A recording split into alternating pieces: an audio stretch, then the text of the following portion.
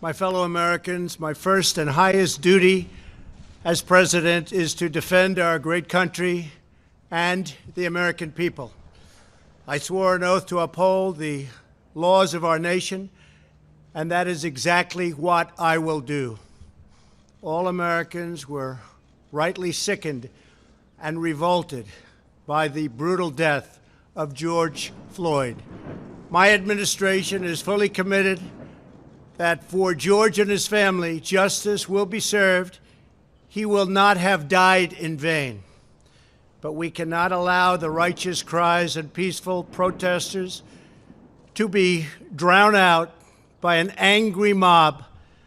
The biggest victims of the rioting are peace-loving citizens in our poorest communities. And as their president, I will fight to keep them safe. I will fight to protect you. I am your president of law and order and an ally of all peaceful protesters. But in recent days, our nation has been gripped by professional anarchists, violent mobs, arsonists, looters, criminals, rioters, Antifa, and others. A number of state and local governments have failed to take necessary action to safeguard their residents. Innocent people have been savagely beaten, like the young man in Dallas, Texas, who was left dying on the street, or the woman in upstate New York viciously attacked by dangerous thugs. Small business owners have seen their dreams utterly destroyed. New York's finest have been hit in the face with bricks. Brave nurses who have battled the virus are afraid to leave their homes. A police precinct has been overrun. Here in the nation's capital, the Lincoln Memorial and the World War II Memorial have been vandalized. One of our most historic churches was set ablaze. A federal officer in California, an African-American enforcement hero, was shot and killed. These are not acts of peaceful protest. These are acts of domestic terror. The destruction of innocent life and the spilling of innocent blood is an offense to humanity and a crime against God. America needs creation, not destruction, cooperation, not contempt, security, not anarchy, healing, not hatred, justice, not chaos. This is our mission, and we will succeed. 100%, we will succeed. Our country always wins. That is why I am taking immediate presidential action to stop the violence and restore security and safety in America. I am mobilizing all available federal resources, civilian and military, to stop the rioting and looting, to end the destruction and arson, and to protect the rights of law-abiding Americans, including your Second Amendment rights. Therefore, the following measures are going into effect immediately. First, we are ending the riots and lawlessness that has spread throughout our country. We will end it now.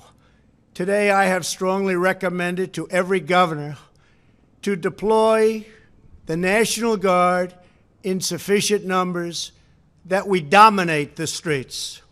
Mayors and governors must establish an overwhelming law enforcement presence until the violence has been quelled. If a city or state refuses to take the actions that are necessary to defend the life and property of their residents, then I will deploy the United States military and quickly solve the problem for them. I am also taking swift and decisive action to protect our great capital, Washington, D.C. What happened in this city last night was a total disgrace. As we speak, I am dispatching thousands and thousands of heavily armed soldiers, military personnel, and law enforcement officers to stop the rioting, looting, vandalism, assaults, and the wanton destruction of property. We are putting everybody on warning. Our 7 o'clock curfew will be strictly enforced. Those who threaten innocent life and property will be arrested, detained, and prosecuted to the fullest extent of the law. I want the organizers of this terror to be on notice that you will face severe criminal penalties and lengthy sentences in jail. This includes Antifa and others who are leading instigators of this violence.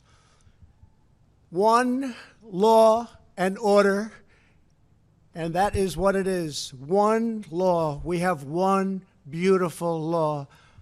And once that is restored and fully restored, we will help you, we will help your business, and we will help your family. America is founded upon the rule of law. It is the foundation of our prosperity, our freedom, and our very way of life.